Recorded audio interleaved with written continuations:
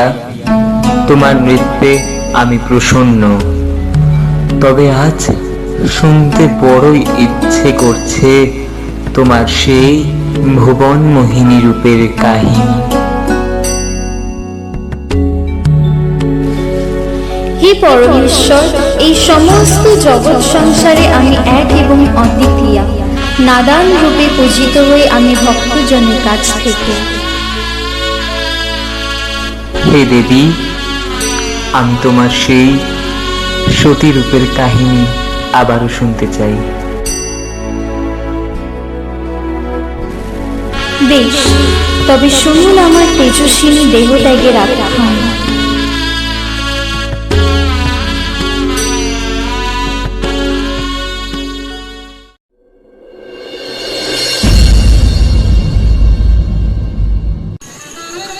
প্রজাপতি দক্ষের ঘর আলো করে জন্মগ্রহণ করলেন দেবী পার্বতী সতী রূপে।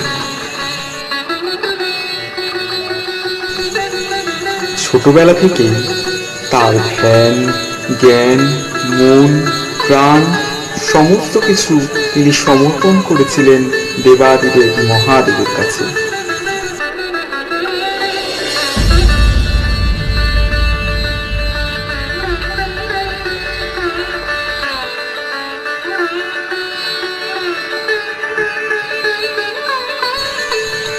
সতীর নিষ্ঠতাতে সন্তুষ্ট হয়ে স্বয়ং দেবাদিদেব মহাদেব দেখা দিলেন সতীকে।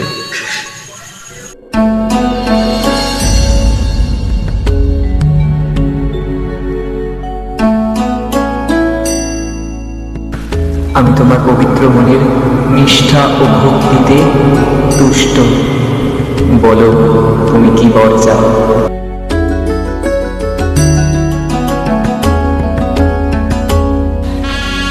হে প্রভু, আমি আপনাকে আমার জীবন সঙ্গী রূপে পেতে চাই। বেশ, তবে আমি তোমায় বিবাহ করব। তুমি হবে আমার কৈলাসের ঘরণী।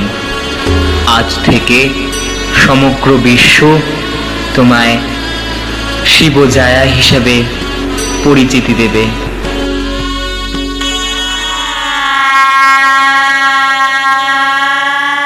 দেবাদিদেব মহাদেবের কণ্ঠে বরমাল্য প্রদান করেন সতী।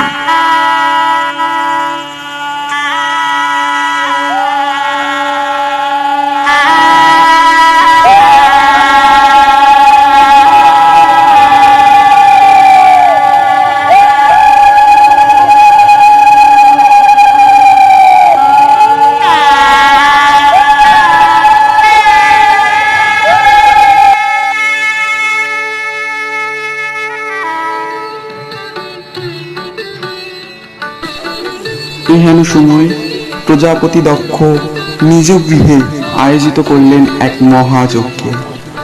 সেখানে দেবাদিদেব মহাদেব ছাড়া সমস্ত দেবদেবতাগণই নিমন্ত্রিত ছিলেন।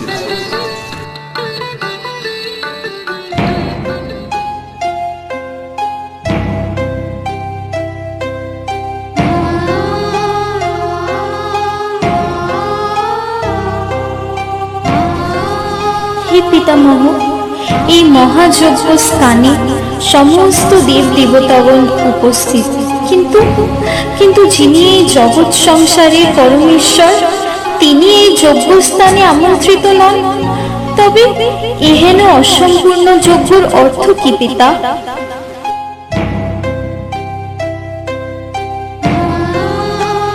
জগৎ সংসারে পরমেশ্বর ওই শ্মশানচারী পাগল উন্মাদ ছাই ভস্য মাখা ভারতের স্থান নেই আমার গৃহে।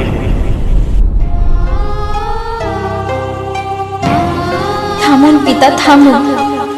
অতিমোর ভোলানা, সইতে না পারি এহেন অপমান।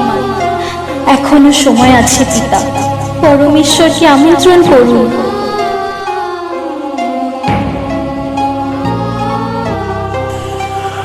কখনো না।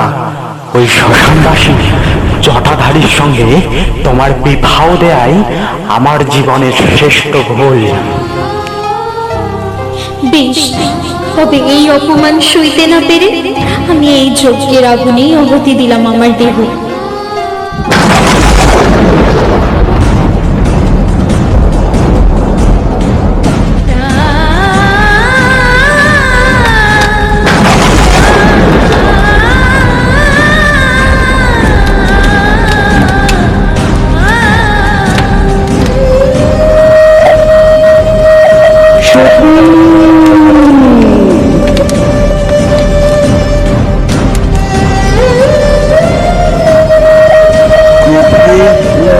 দেবাদিদেব সতীর জ্বলন্ত দেহ নিয়ে শুরু করে এক বিধ্বংসী তাণ্ডব নৃত্য।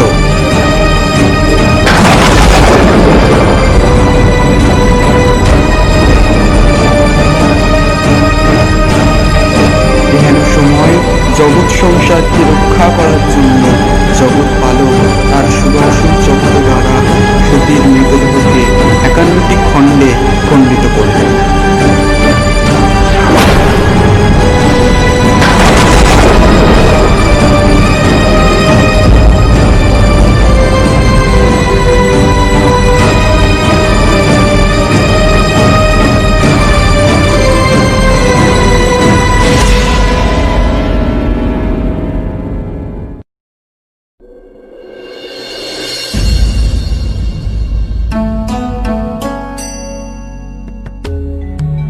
তোমার দেহের সেই 51টি খণ্ড 51টি স্থানে পতিত হয়ে তৈরি হলো সতীপীঠ। আর সেই প্রত্যেকটি সতীপীঠে তোমাকে রক্ষা করতে আমি আমার বিগ্রহে সেখানে রয়েছি তোমার পাশে। হে পরমেশ্বর, মনে পড়ে আপনার আমার সেই ব্রহ্মচারিণী রূপের আখ্যান? সেই মুহূর্ত কি আর ভুলতে পারি দেবী?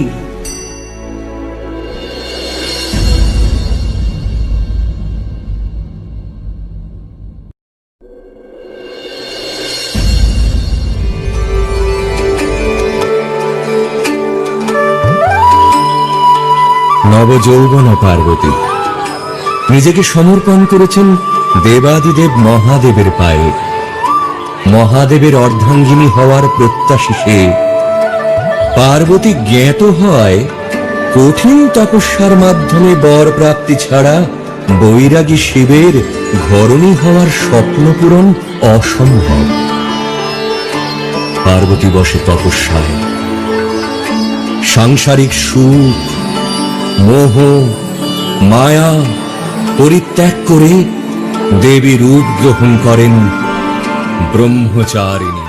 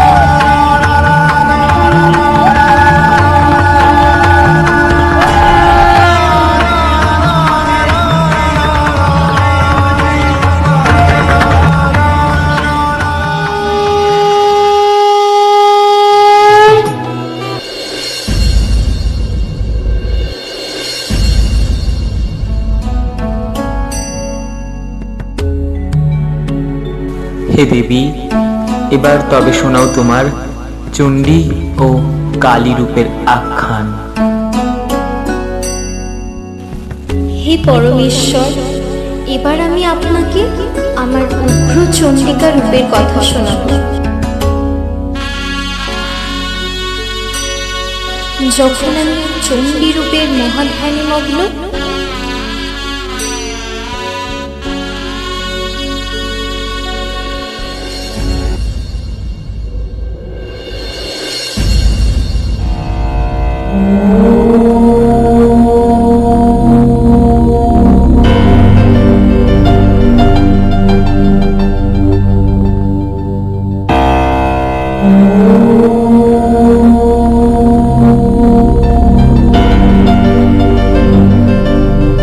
হে অপরূপা সুন্দরী নারী, তোমার রূপে আমি মুগ্ধ। আমি তোমায় আমার প্রেয়সী রূপে পেতে চাই।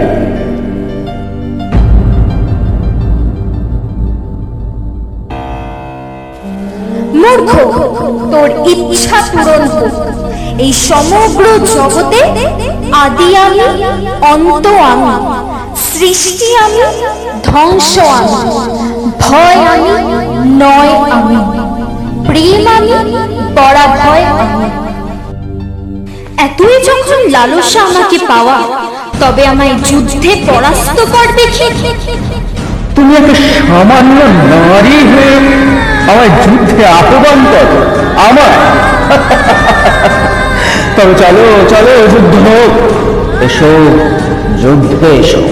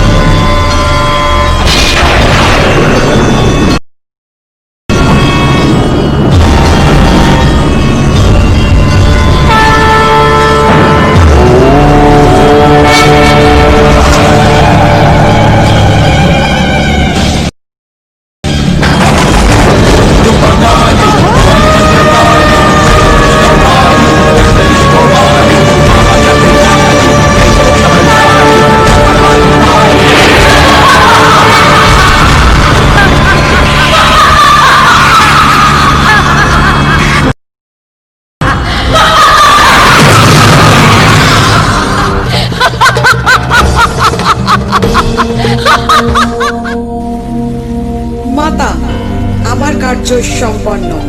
এইখানে রইল তার প্রমাণ। আমি তোমার কাজের দ্বারা প্রসন্ন দেবী। আজ থেকে এই জগৎ সংসারে তুমি দেবী কালিকা নামে পূজিত হবে।